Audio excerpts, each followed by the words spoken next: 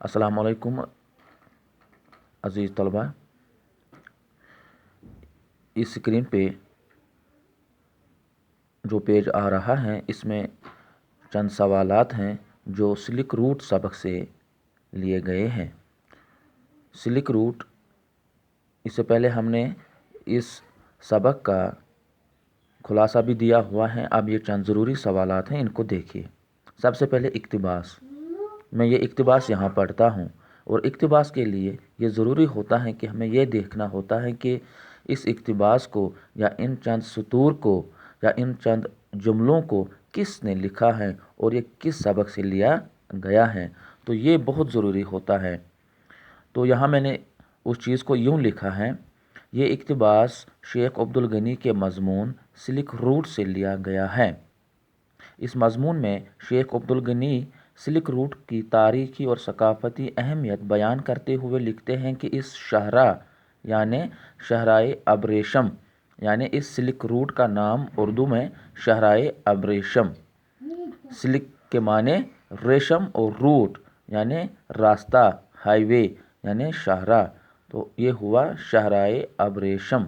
शहराए अबरेशम से सालों साल तक ताजिर, मुबल्लिग हो गए, तबलीग करने वाले, ताजिर हो गए, तिजारत करने वाले, यात्री, फ़ौज और मुसाफिर गुज़रे हैं और ये लोग जहाँ भी जाते थे वहाँ अपनी तहज़ीब और सकाफ़त की छाप और निशान छोड़ते थे। आगे सवाल नंबर 3 है, उसको देखिए।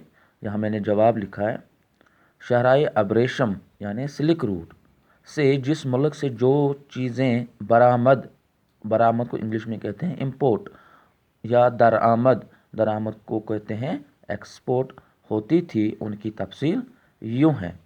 यानी हमारा सवाल यह है कि शहराए अबरेशम से जिस मुल्क से जो चीज़ें दरामद या बरामद होती थी उनकी तफसील लिखिए। वो कुछ इस तरह हैं। सबसे पहले चीन से क्या मिलता था? रेशम, कागज़, छपाई का सामान, छपाई यानी प्रिंटिंग प्रेस, और बर्तन। इसी तरह से वस्त एशिया, घोड़े, अतरियात यानी अतर, रंग, नाशपाती, अखरोट। हिंदुस्तान से क्या? हिंदुस्तान से कपास यानी काटन, काली मिर्च, संडल की लकड़ी यानी जिसको इंग्लिश में सैंडलवुड कहते हैं। मगरिब से शीशे और शीशे के आराइशी सामान, अंगूर की बेलें। तो उसके बाद दूसरा सवाल है कि तिजारत और बरामदात के अलावा सिल्क रूट की क्या अहमियत है? जवाब है, तिजारत और बरामदात के अलावा सिल्क रूट की तहज़ीबी, तमद्दुनी और सकाफ़ती अहमियत भी है। इस शहरा से लोग इल्म व फ़न के साथ साथ दीगर मज़ाहिब से वाकिफ़ हुए। एक और सवाल है, मार्को पोलो ने सिल्क रूट के बारे में क्या कहा था? तो जवाब है उसका, मगरिबी सयाह मार्को पोलो ने सिल्क रूट पर अपनी मुश्किलात का जिक्र करते हुए लिखा है कि सफ़र के पहले 30 दिन मुश्किल तरीन थे।